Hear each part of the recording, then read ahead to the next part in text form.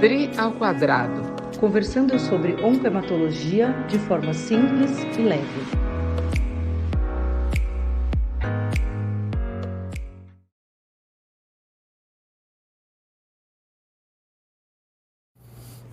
Olá, eu sou a Adriana Schelliger. E eu sou a Adriana Pena. E hoje você está aqui de novo no DRI ao quadrado. DRI, eu acho que hoje a gente tem convidado. O que nós vamos falar e quem é que vai falar? Hoje a gente tem um convidado muito legal, que eu tenho assim, um prazer enorme de convidar para vir no estúdio falar com a gente. Ai, eu fiquei super feliz. A gente vai falar de uma doença super difícil. Super difícil de dar diagnóstico, super difícil de entender como funciona, qual que é o mecanismo, como a gente trata e de falar o nome, né, Adri? Isso. Hemoglobinúria paroxística noturna, com o Dr. Marcos Laércio, direto de Belém, aqui em São Paulo. Marcos, muito obrigada por você ter vindo conversar com a gente, aceitado o nosso convite. Conta pra gente um pouquinho aí de você. Bom, Adrianas, obrigado pelo convite. É um prazer estar aqui conversando com vocês. É sobre uma doença que é tão cara para mim, né? E realmente você descreveu tudo. É uma doença difícil, uma doença rara. Tudo que é raro a gente às vezes nem imagina, nem relembra, né? Mas antes de falar da doença, falar um pouquinho de mim. Como você já falou, eu sou o Marcos Laércio, sou hematologista em Belém. E eu trabalho lá na Fundação Hemopa, que é o Hemocentro do Pará, especificamente com o ambulatório de HPN. Então eu faço lá HPN, falência medular e síndrome mielodisplásica. Então, mas principalmente HPN, que é o meu xodozinho da hemato, né, que eu gosto muito. Que bom, que ótimo. E aí eu queria, acho que começar, né, Dri, perguntando assim, o que é HPN? Isso. Então vamos lá. HPN, como você falou, já é trava-língua, né? Hemoglobinúria paroxística noturna. É melhor do que o epônimo, que era síndrome de Marquia-Fava-Micheli. Gente, por favor, não abstrai isso, né? Acho que vamos travar a língua com hemoglobinúria paroxística noturna. Bom, é uma doença ultra rara, é uma doença que atinge... A incidência deve ser de mais ou menos 1 a 5 casos por milhão, então é muito raro realmente. É difícil até para o hemato, às vezes, lembrar disso. E é uma doença onde você tem uma sensibilidade maior ao complemento. Opa, então calma lá. O que é o complemento? O complemento é uma das estruturas de defesa, são várias proteínas que vão ajudar a gente a nos defender. A grosso modo é isso. A gente tem várias outras funções do complemento, mas a principal delas é essa. Bom, na HPN, aliás, fisiologicamente, nós temos uma proteção nas células, especialmente nas hemácias, contra esse complemento. O complemento vai estar lá no sangue, ele não ataca as nossas hemácias. Na HPN, o paciente tem uma mutação genética que deixa a célula sem essa proteção. Eu gosto de falar para os alunos, para os residentes, parece que eu tirei o guarda-chuva e aí fica completamente molhada a célula, ou seja, ela fica destruída. Então, tudo que começa na HPN com hemólise mediada por complemento. E a partir daí existe uma cascata de eventos inflamatórios que realmente altera muito o paciente. Tudo começa com a hemólise, mas altera depois com vasoconstricção periférica, distonia muscular, insuficiência renal, hipertensão pulmonar, e isso começa a desdobrar numa doença sistêmica e letal. Apesar de ser uma doença benigna, mas é uma doença muito letal. Queria fazer um parênteses aí. Claro. A gente já falou disso, né, Dri, no DRI ao quadrado, que a gente chamava de hemato-benigna e hemato-maligna, né? Sim, e as coisas se misturam. E o quanto que as doenças hematológicas benignas, muitas vezes, não são benignas, sim, né? Exatamente. Elas são tão perigosas quanto as malignas. É só lembrar, se você está falando justamente por ser uma doença benigna, nós temos aí, vamos usar as siglas HPN, é uma doença benigna. LLC, leucemia linfocítica crônica, é uma doença maligna. LLC eu posso nem tratar. Isso. E HPN pode matar sendo uma doença benigna, entre aspas. Então, o benigno é por ser neoplásico ou não neoplásico. Não quer dizer que seja necessariamente benigna. O curso seja tranquilo. Exato. Né? Exatamente. Isso é muito importante ser falado, porque até os médicos têm dificuldade nesses conceitos, né? E a gente, por muito tempo, permaneceu nesses conceitos, realmente, né? Enfim, e a HPN, sendo uma doença rara, ela é chamada de um grande imitador. Isso é um termo muito antigo, mas que eu acho muito... como é que eu posso dizer? Muito apropriado, porque o quadro clínico é muito variado. Então você tem a hemólise laboratorialmente falando, mas você tem astenia, que é fraqueza, mal-estar, cefaleia, falta de ar, trombose, aí vem a trombose, né? A HPN é uma das doenças mais trombofílicas que tem na face da Terra. Aliás, é a doença mais trombofílica. Ela é a mais rara, uma das mais raras, mas ela de longe consegue vencer o poder trombótico de SAF, o poder trombótico de proteína C, proteína S, patrocínio Leiden, câncer, tudo, né? E o pior, como você tem várias áreas de atuação no sistema de coagulação começando tudo pela hemólise, né, desdobrando sistemicamente para que você tenha uma hiperativação de todas as cascatas, todas as fases da cascata de coagulação, ativação plaquetária, você começa a ter uma doença trombofílica que ela é resistente ao uso dos anticoagulantes usuais. Ou seja, o fato de você ter um paciente com HPN, que por um acaso você está fazendo um anticoagulante pensando em prevenir, provavelmente você não está conseguindo prevenir. Né? É uma doença extremamente trombofílica. E aí me fala uma coisa, porque pra mim, assim, sempre foi um mistério desde que eu entrei na hemato. Por que cargas d'água? A gente chama HPN de HPN. Então, é o nome errôneo, né? É uma chatice isso, é o nome clássico do uso. Mas, infelizmente, o que se pensava antigamente? Que no sono o paciente teria um pouco mais de acidose a nível renal e isso causaria a hemoglobinúria noturna. Só que, na verdade, hoje se sabe que o paciente com HPN está sempre hemolizando, né? Talvez ali à noite, enquanto ele ingere menos água, concentra mais a urina, talvez fique mais visível, mas ele está permanentemente hemolizando. Então é um nome que leva uma intuição, uma conclusão errônea. Na verdade, é um nome que não é apropriado. Mas não vamos mudar, não. Vamos botar no marca fala Michele, tá não, bom. Que daí a gente vai inventar um pior, talvez. Exatamente. Um trava-língua pior. Exatamente. E como é que, então, explica pra gente como é que a gente faz diagnóstico? Quer dizer, como é que se chega na hipótese que possa ser e como é que a gente diagnostica os pacientes com HPN? Entendi. Bom, a primeira coisa que a gente tem que lembrar é, como é uma doença rara, você não vai ficar pesquisando em todo mundo. Né? Então você tem 3 grandes grupos de pesquisa de HPN. São os pacientes que têm algum tipo de anemia hemolítica, que eu não sei explicar qual é, e que eu já sei que é teste com objeto negativo, porque, enfim, em geral ou positivo. Ou seja, não é imune, né? Não é imune. A segundo grupo são os pacientes com falência medular, especialmente anemia plásica. Os trabalhos mais novos já falam que basicamente 50%, quase 50%, 47,8% dos pacientes podem ter clone HPN associado à anemia plásica. Isso também acontece na mielodisplasia, mas bem menos. E aqueles pacientes que têm a trombose. Né? A nossa velha e boa trombose, especialmente em lugares atípicos. Isso é uma coisa muito comum de acontecer na HPN. Então, síndrome de Budd-Chiari, trombose de veia suprahepática, trombose cavernosa. Não quer dizer que o paciente de HPN não vai ter uma trombose de membro inferior, uma trombose venosa profunda, usual, mas é muito menos comum você ver isso. A partir desses 3 grupos, a gente começa a pedir um examezinho chamado citometria de fluxo ou imunofenotipagem para HPN. Sangue periférico mesmo, nada de fazer medula óssea, é até ruim, na verdade, se estudar os antígenos pela medula óssea, você faz por sangue periférico e você vai exatamente estudar na citometria a ausência da proteção ao complemento. Que, em resumo, seriam 2 grandes antígenos, que é o CD55 e o CD59. A gente tem vários outros antígenos pesquisados, mas o clássico é o 5559. Né? A partir daí, a gente fecha o diagnóstico e vai pensar o que fazer nesse paciente. Deixa eu te fazer uma pergunta sobre isso das tromboses, né? Como que você seleciona? Então, você falou, trombose de membro e tal. Mas eu acho que a gente tem uma grande discussão na hemato, que é quem a gente pesquisa trombofilia, quem a gente não pesquisa trombofilia, e eu acho que às vezes a gente faz um podcast mais voltado para os pacientes, mas muitas vezes a gente faz podcast voltado para os médicos também, então eu queria falar mais para os médicos agora, porque eu acho que é isso, HPN, a gente tem uma falta de diagnóstico, talvez, né? Quando a gente pensa numa doença ultra rara, será que a gente está perdendo o diagnóstico em algum lugar? Né? Exatamente. E aí, assim, nesse contexto das tromboses, qual é o paciente que você fala assim, esse eu vou pesquisar HPN com certeza, esse aqui eu tô tranquilo, não preciso pesquisar HPN, Entendi. Vai viver sua vida, você não tem HPN. Pergunta super pertinente, Dei. É muito legal você ter falado sobre isso, porque surgiram alguns trabalhos que mostram que o paciente, em média, como se fosse a jornada do paciente de HPN, tem um delay diagnóstico de torno de 5 anos. Ou seja, é 5 anos para o paciente ficar rodando, e não sabe o que E passando tem. no hematologista. E passando no hematologista, às vezes. Né? Sim. Que a doença rara não tem jeito, né? Bom, vamos tentar, de forma bem simples, nortear 2 formas. Se a trombose em si for em lugares atípicos, de cara é interessante pesquisar HPN. Por exemplo, vamos pegar a Budd-Chiari, né? Trombose de veias suprahepáticas. A terceira causa desse quadro é HPN.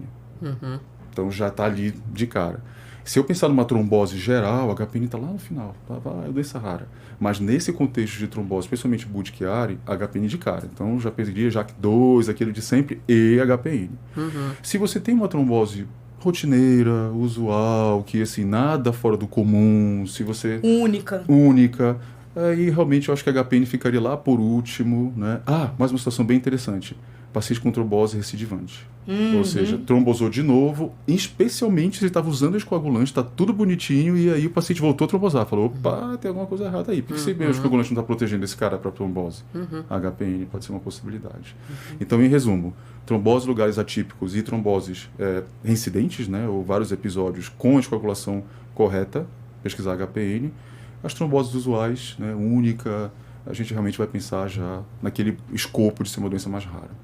Aproveitando que a gente está falando de trombose, nós tivemos aí um momento de pandemia em que trombose mais ou menos ocorreu com uma frequência, ou pelo menos esteve no nosso radar de mais trombose.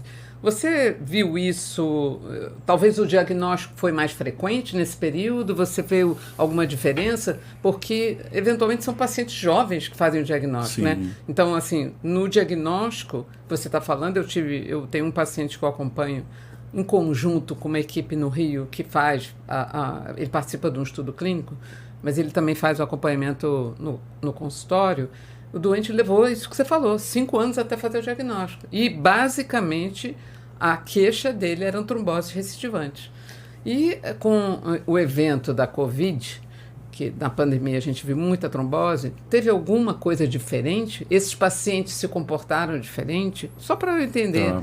Olha, o meu N não foi muito, assim, acho que o N de ninguém é muito grande, né? O meu N é de, acho que agora deve estar com 10 pacientes com HPN, né? Nossa, o N é maior do que a maioria dos 10 vezes mais do que eu.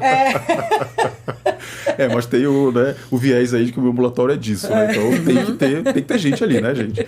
Enfim, mas a gente acabou não vendo muito isso. Interessante. Eu tive um paciente que foi desastroso. Assim, realmente ele foi assim, tudo que a gente podia imaginar que poderia acontecer com o coitado, ele teve. Era um paciente com anemia plásmica HPN e fazendo eculizumab, já tinha o diagnóstico, fazendo eculizumab, e que é o tratamento para HPN, que você vai falar daqui a pouquinho.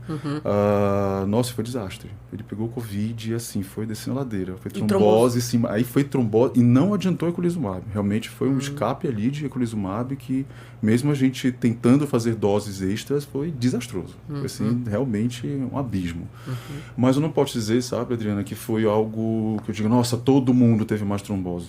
Não. Então é ótimo saber isso. Mesmo os pacientes sem eculizumab, sem um tratamento específico protetor para a trombose, realmente eu não vi isso. Então, aproveitando que você está falando desse anticorpo monoclonal, vamos falar do tratamento, então, do HPN. Como é que funciona isso? O tratamento hoje em dia, até segunda ordem, muitas coisas estão acontecendo aí, mas o que nós vamos ter, que nós temos, é o eculizumab. Então, o eculizumab, já que eu não consigo manipular a genética desse paciente, a gente vai bloquear o complemento.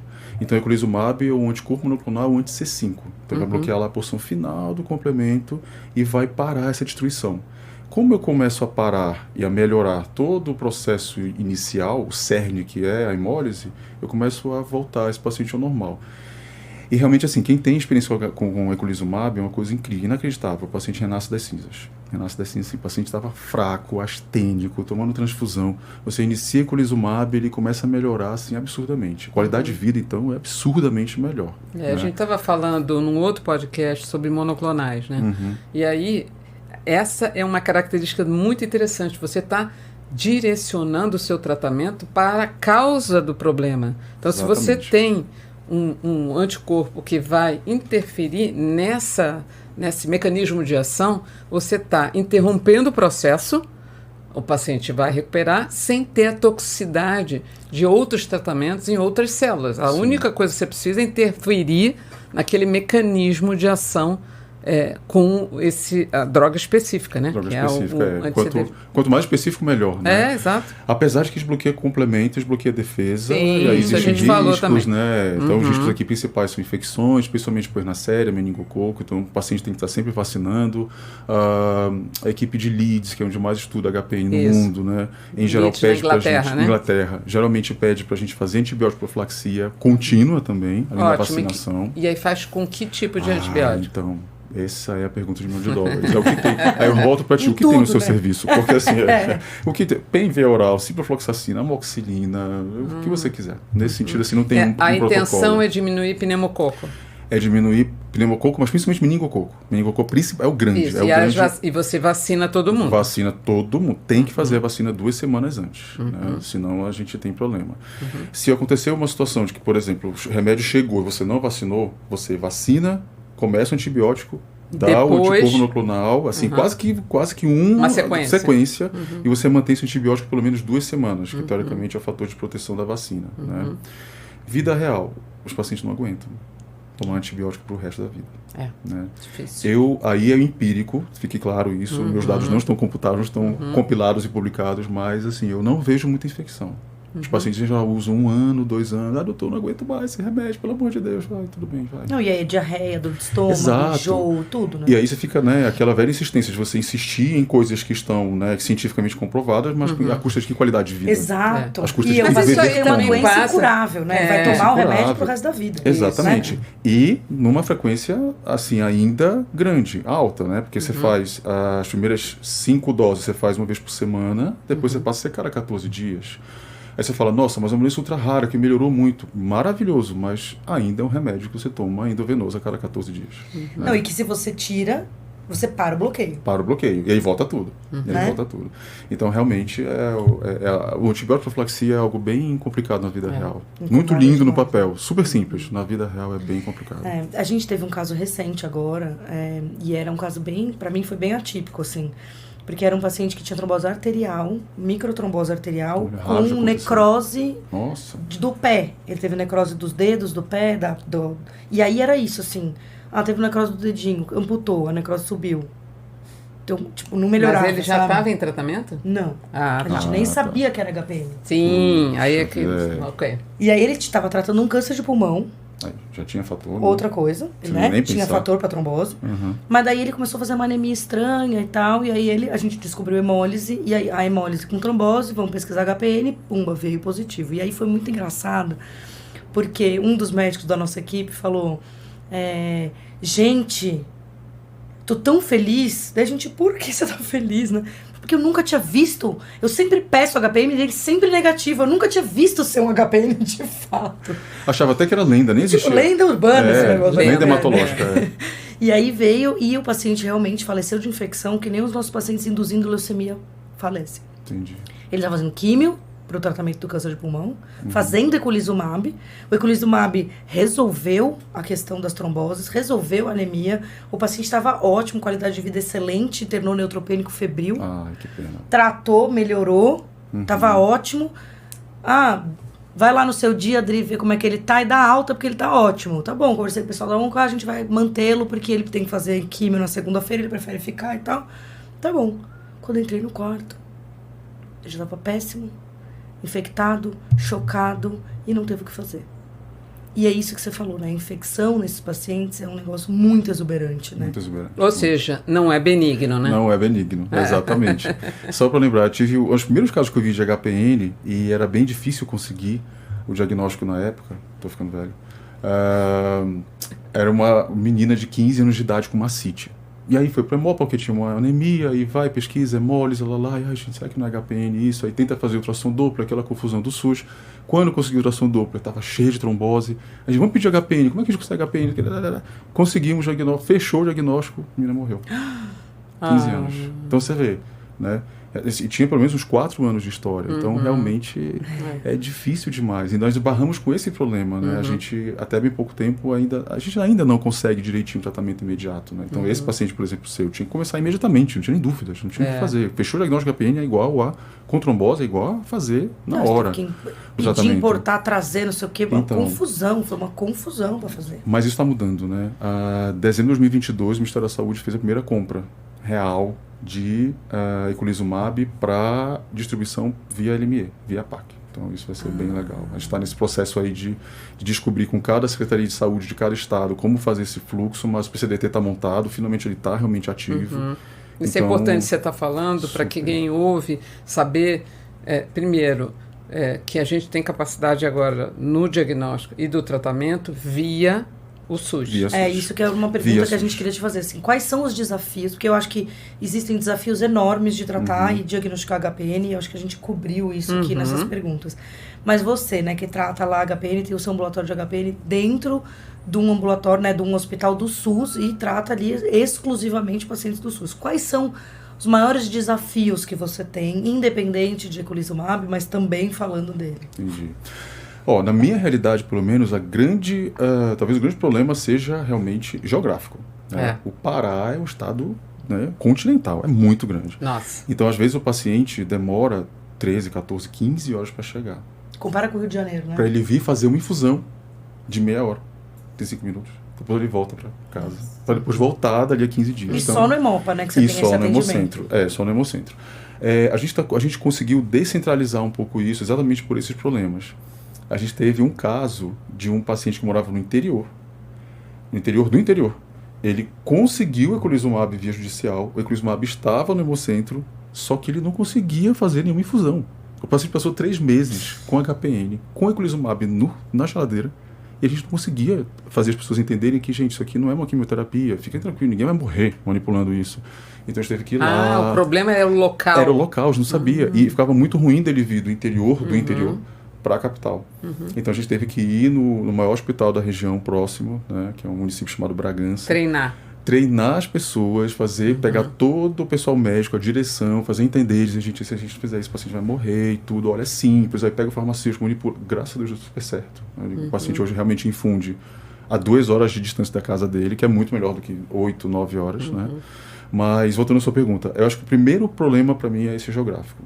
O segundo não tem como escapar, realmente é acesso. É muito complicado. Assim, a gente demora, e é uma coisa muito variável. Tem paciente que eu já tive em 8 meses eculizumab aprovado, tem paciente que está 5 anos esperando e não chega eculizumab. E eu acho que não é só acesso ao tratamento, né? Acesso ao diagnóstico Acesso também, ao diagnóstico, né? Isso já é, né? Já é clássico. A gente estava falando, eu acho que foi o mês de fevereiro, também tem dia das doenças raras, né? Que é uma coisa mundial. É de conscientizar que as doenças raras, por serem raras, o diagnóstico é difícil. Né? Exatamente. A gente vê, por exemplo, porfíria, também um outro diagnóstico difícil, até Com você certeza. ter o diagnóstico. São doenças teoricamente benignas benignas porque não são neoplásicas, né? Isso é importante a gente dizer. E o essencial para que a gente tenha uma boa e eficaz terapêutica é fazer o diagnóstico correto e encaminhar como você está fazendo. Você tem um centro. Por ser uma doença rara, é melhor estar centralizado num centro onde você tem os expertises, tanto para o diagnóstico quanto para o tratamento, num país como o nosso, que é um continente. Né? O Brasil cabe dentro da Europa. Então, você imaginar quantos pequenos centros a gente deve ter para que a gente possa tratar o paciente adequadamente. Eu acho que essa coisa da Secretaria, do Ministério da Saúde, assim como fez com o imatinib, vai ser melhor para os pacientes. Muito, muito melhor. Né? E assim, a gente que trata HPN está muito ansioso por essa fase, sabe? A gente finalmente prescreveu, olha, nossa, você tem toda a indicação, PCDT tá ok, tá já colocou critérios de inclusão e exclusão, vamos prescrever eculizumab. Nossa, isso é um sonho.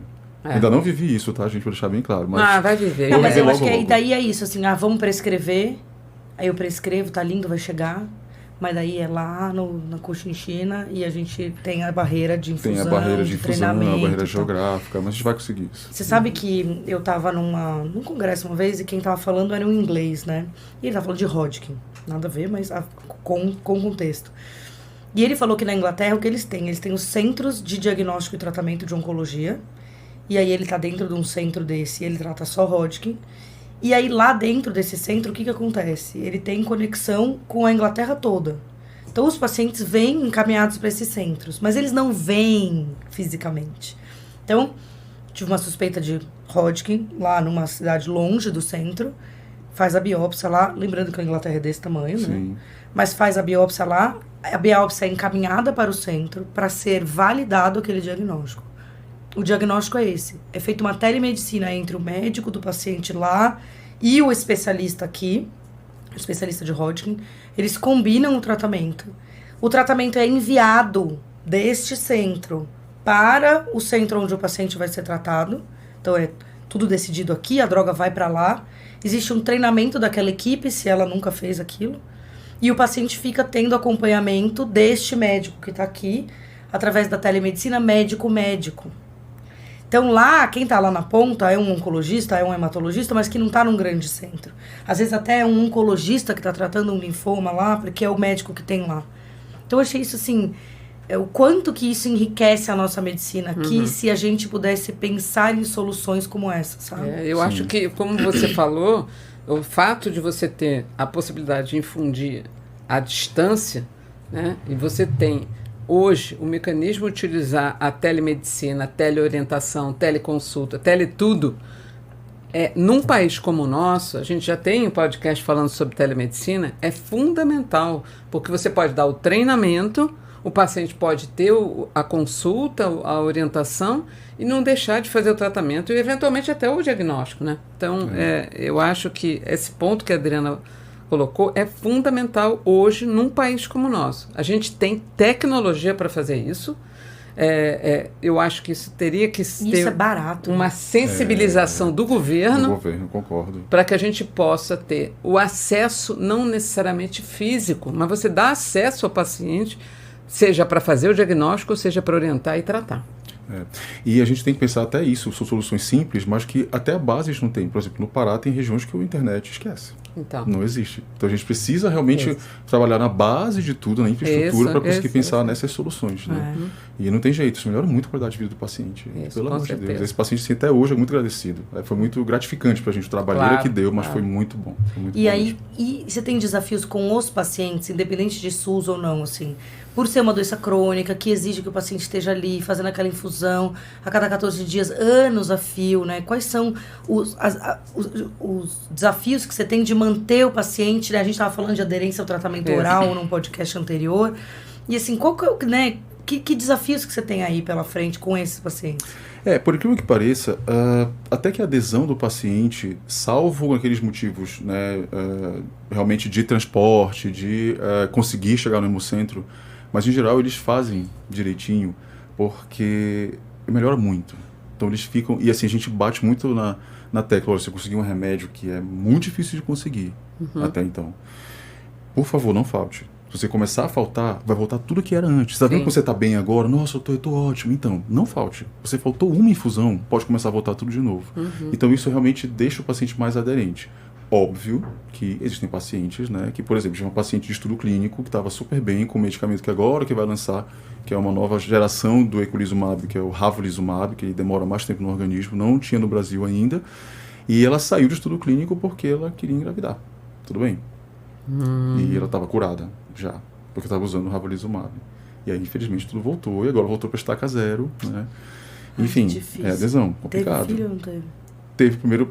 bom, só para lembrar que a HPN por si só trombofilia pura. Featuring gravidez é uma delícia, ou seja, horroroso, né? Primeiro parto, quase ela morre, o feto foi natimorto. E o segundo, não satisfez, 6 meses depois ela ficou grávida de novo. E o segundo foi com complicações, mas nasceu. Mas ela não morreu difícil, porque não era para morrer ainda. Não, e eu acho que tem essas barreiras, né? Porque é uma barreira mesmo do paciente, né? Eu tenho uma doença que vai mudar minha vida pro resto da vida. E aí eu quero ter filho, e aí eu não posso ter filho, porque eu tenho essa doença. Então, eu acho que é multidisciplinar também. Exatamente o que a gente estava falando. Você vai interferir na história natural da vida dessa paciente. Ela poderia ter morrido da doença, você está tornando a vida dela capaz, ela está capaz para manter sua vida laborativa, do ponto de vista social, mas precisa continuar o tratamento. Exatamente. Isso significa que, eventualmente, algumas coisas você não vai poder fazer. Só para deixar claro, essa paciente específica é porque ela era no contexto de estudo clínico do ravulizumab. Se a gente tiver um paciente tratando com eculizumab hoje em dia, gravidez, ok. Já se sabe que a gente pode, a mulher pode engravidar, pode seguir o eculizumab tranquilo. Inclusive, a gente até, próximo do parto, a gente tenta fazer com que haja já uma dose extra de eculizumab para que não haja nenhum escape do complemento, que a gravidez, o parto pode ser um fator ativador de complemento. Sim. Então a gente tenta já dar e tá tranquilo. A aumentação, tudo ok também, pode fazer eculizumab. Essa em específico era estudo clínico, então a gente não podia deixá-la engravidar. Né? Só que ela continua sem acesso, foi há 3 anos, foi pré-pandemia. Então ela continua sem acesso. Espero que hoje com o protocolo do PCDT, com a PAC, a gente consiga melhorar a situação dela. E me fala uma coisa bem rápido pra gente, acho que encerrar, e depois eu vou só fazer mais uma pergunta, assim. O eculizumab, eu me lembro quando foi lançado, já nem lembro quando foi, que chegou no Brasil e era aquela frisson e Tem tal. uns 5, 6 anos. Por aí. Era a droga mais cara do mundo, Isso. que era o tratamento mais caro, hoje até nem é mais. Não. Mas assim, continua nesse pé, assim, de que é um tratamento muito caro. Não tão caro quanto antes, né? Não é barato, mas realmente não... A tecnologia já começou a ficar mais, como eu posso dizer, menos cara, né? Encareceu muito menos o preço, até pela negociação com o Ministério da Saúde, pelo que eu fico sabendo de bastidores. Então, realmente não é mais...